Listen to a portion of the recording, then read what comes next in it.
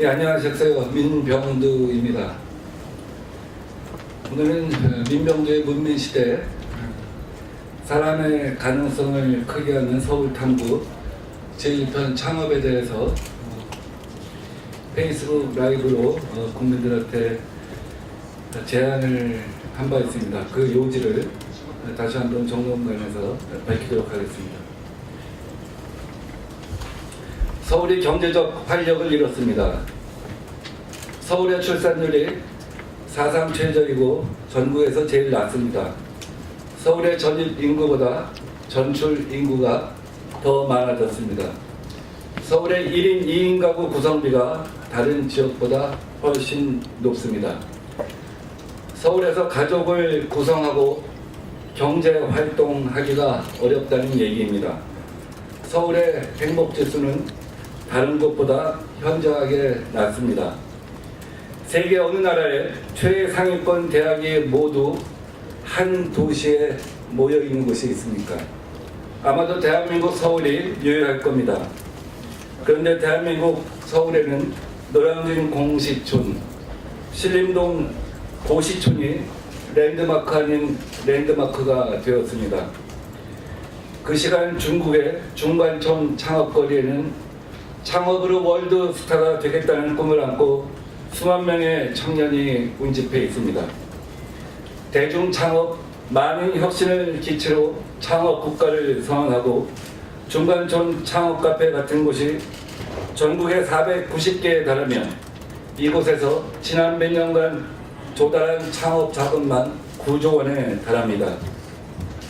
이스라엘도 몇십 년 전까지는 아이들의 꿈이 의사, 변호사, 공무원이었습니다. 이에서는 국가에 미래가 없다는 생각을 갖고 창업 국가를 선포합니다. 이스라엘 전통의 후추파 정신을 다시 끌어내 다름과 도전의 정신이 지배적 문화가 되게 하고 군대를 창업 사관학교로 탈바꿈하고 애초부터 세계 시장을 겨냥해 창업하도록 합니다. 독일 베를린은 서유럽의 젊은이들이 가장 가고 싶은 자유도시가 됐습니다. 관광객의 35%가 베를린의 자유로운 공기를 마시기 위해 방문한다고 합니다. 금융위기를 겪으면서 동유럽의 엔지니어들이 대거 유입됩니다. 서로 다른 DNA, 다른 문화가 자유롭게 만나서 독일 4차 산업혁명의 아우토반이라고 할 수 있는 스마트 팩토리가 세워졌습니다. 2001년 베를린 시장의 발상, 푸어 버스 섹시, 가난하지만 자유로운 도시 라고 하는 그 발상의 전환 때문에 가능해진 일입니다. 지금 서울은 크게 변화해야 합니다. 도시 재생도 의미가 있습니다. 그러나 사람의 가능성을 크게 하는 도시여야 합니다. 여의도 국회의사당을 세종시로 이전하고 국회 부지 10만 평을 4차 산업혁명 아시아 창업 중심 도시의 뿌리로 만든 근본적인 발상의 전환이 필요합니다. 국회의사당은 과학의 전당이 되게 하고 세계적인 대학들과 공동으로 4차 산업혁명 창업대학원으로 사용하게 합니다. 생각해 보십시오. 국회의사당 본회의장에서 물리학자, 화학자, 수학자 등 각 분야 과학자 총회가 소집되고 벤처회의가 늘상 열리고 예결위 회의장이 늘 기업하고 연구하는 이들의 토론장, 발표장이 되는 것입니다. 세계 수준의 4차 산업혁명 상설과학관이 들어서서 늘 이 나라 청소년 학생들의 꿈을 키워가게 합니다. 의원회관과 부속 건물은 창업센터로 만들어 매년 수백 개의 창업을 지원하는 벤처 10만 양병의 산실이 되게 합니다. 의원회관 등 여러 부속 건물은 전시실, 회의실, 세미나실 등이 잘 갖추어져 있습니다. 다른 창업단지처럼 단순한 아파트형이 아닙니다. 혹은 서울의 그 많이 산재된 창업센터처럼 소규모 폐쇄형과는 다릅니다. 온갖 생각, 서로 다른 아이디어가 만나고 교류할 수 있는 최적화된 공간이 될 것입니다. 정부가 할 일은 이처럼 개방형 생태계를 만들어주는 일입니다.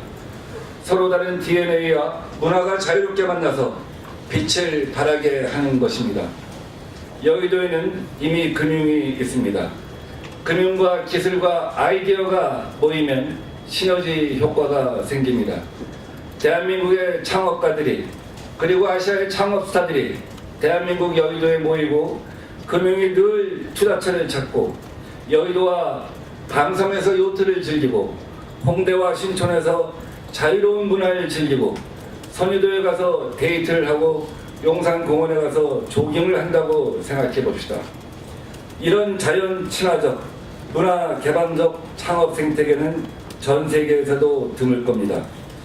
베를린이 변화해서 인재가 모이니까 결국 유럽의 대기업들이 본사를 베를린으로 옮겼습니다. 세계적인 기업의 아시아 전진기지가 싱가포르, 홍콩, 상하이, 도쿄에서 서울로 옮기도록 외국의 젊은 인재들이 서울에 모이게 해야 합니다.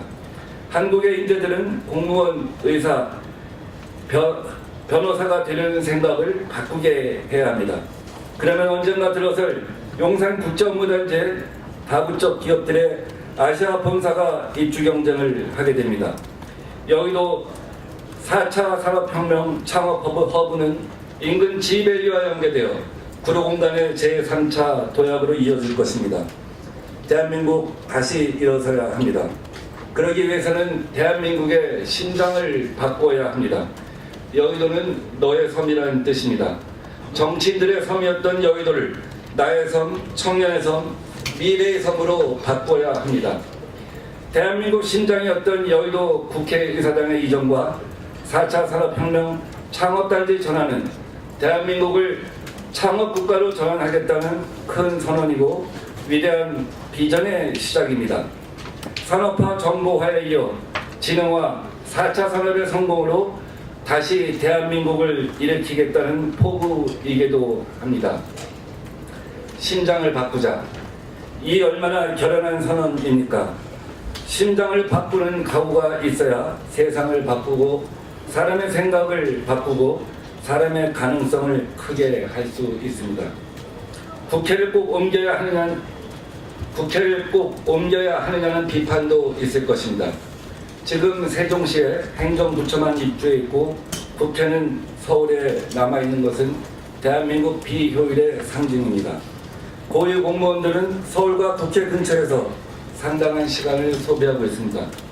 갈라파고스의 섬처럼 되어 있습니다. 마침 내년에 분권형 개헌 투표가 있을 전망입니다.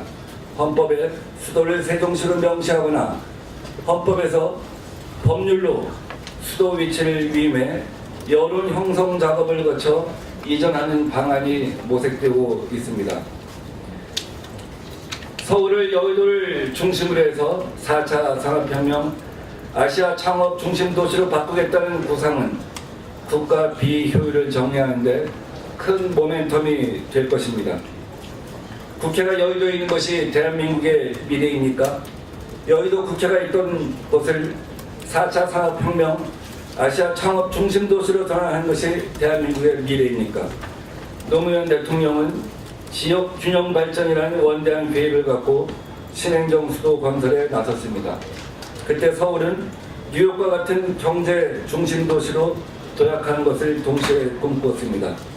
여의도를 맨하탄으로 바꾸고 서울을 4차 산업혁명 아시아 창업 중심 도시로 전환시키는 새로운 시대에 대한 탐구와 토론을 본격 제안합니다. 감사합니다. 오늘 이 제안을 시작으로 해서 지밸리, 또 판교 단지, 또 RNCT 양재단지, 테헤란밸리, 그리고 서울에 있는 쏟이 많은 창업센터를 방문하고 각종 창업협회, 청년 기업들과 토론을 해 나갈 생각입니다. 아울러 국회의사당을 아시아 4차 산업혁명 허브로 만들겠다는 국민 청원운동도 청와대 국민들과 함께 제기할 생각입니다. 감사합니다.